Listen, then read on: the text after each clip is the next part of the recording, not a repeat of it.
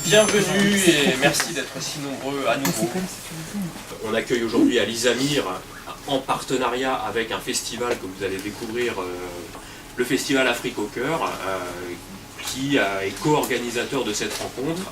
Alors pour expliquer le contexte de l'histoire, pour ceux qui ne connaissent pas le roman, c'est rien vous révéler que vous dire, puisqu'on l'apprend dès le début, que Anguille, donc c'est le prénom de cette jeune femme, Anguille est en train de se noyer en fait. Elle est accrochée à une espèce de bidon, de baril au milieu de la mer, et elle parle, elle va lancer cette longue phrase qui est la phrase du roman.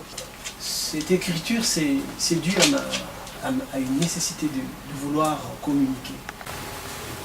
Je ne mets pas de point le plus souvent, parce que j'ai peur que je perds le fil.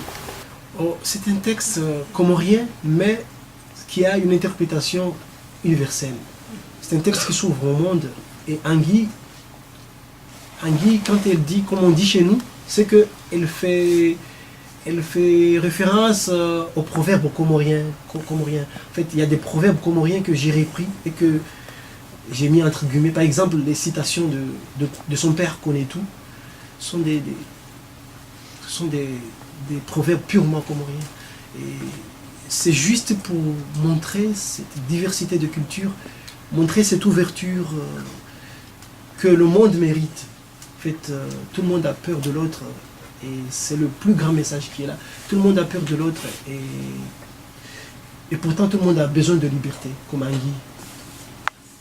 Vous avez parlé du père justement qu'elle appelle Konetu.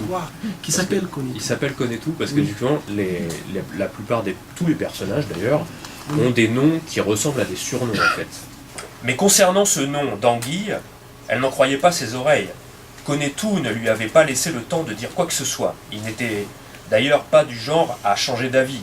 Quand un coq veut chanter, il faut savoir se tenir coi et l'écouter. Oui, sans un zeste de bruit, lorsque ma mère a essayé de lui expliquer que c'était excentrique et trop présomptueux, cette idée-là d'attribuer un tel nom à son enfant, il avait renchéri longuement. Tout est excentrique dans la vie. Pourquoi pas un nom excentrique à son enfant, pour qu'il apprenne à connaître, avant même sa naissance, ce qui l'attend sur Terre? L'enseignement, ça fait partie aussi de mes passions, mais ça fait longtemps que je n'ai pas enseigné. Et du coup, c'était une discussion vraie, intéressante, avec des élèves qui étaient loin du livre et qui posaient des vraies questions sur ce que c'était que la littérature.